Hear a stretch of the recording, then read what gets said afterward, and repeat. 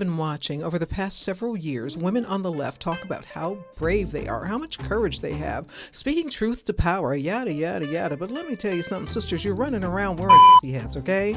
You went for years without saying a thing about Harvey Weinstein, and then all of a sudden you're hashtag me too. Come on now. You want to be brave? All right, be a black Republican. Be any woman on the right. And that's what we're talking about tonight.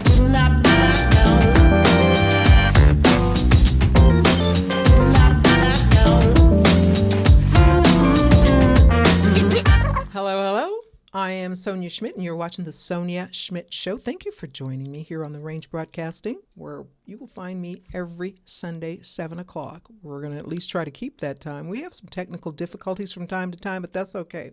We're working it out. Also, thank you for donating to the show. You can do that also through Range Broadcasting. Just go to my page, click on the tip button or the boost button or whatever they have there, and go ahead and donate.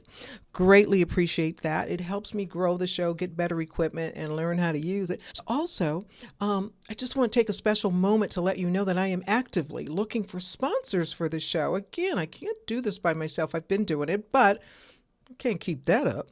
All right, so let's move on. Speaking of lefties that are telling you how to live and what's going on in the world, you know what? First of all, why don't y'all get your own house in order, especially when it comes to the women? I'm just not impressed. So that's why I've entitled today's show, what did I call it? Fantastic, Fearless Femmes on the Right. All right? They are out there getting her done. First up is my girl, Becca Keating. I've known her for a long time. She calls herself a powerful media voice on the front line of faith, politics, and religion. Faith and religion are maybe the same thing. I don't know.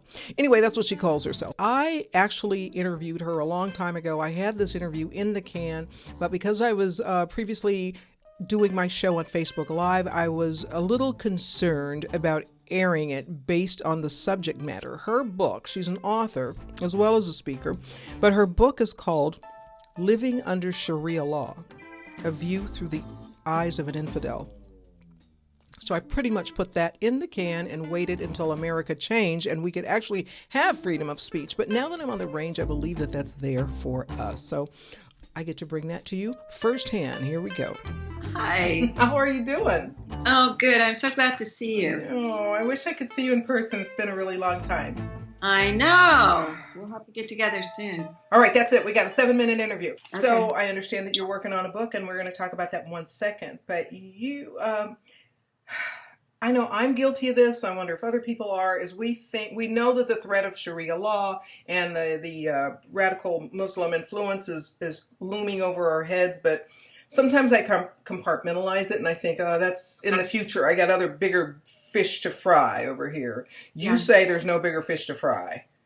Well, and only because of what they say. They are working underground, as it were, using us to do their dirty work. And so they're in politics, they're in school situations, school board. So this last election, there must have been 170 new Muslim offices that took position on school board, city council, local representatives. And then you have like Keith Ellison,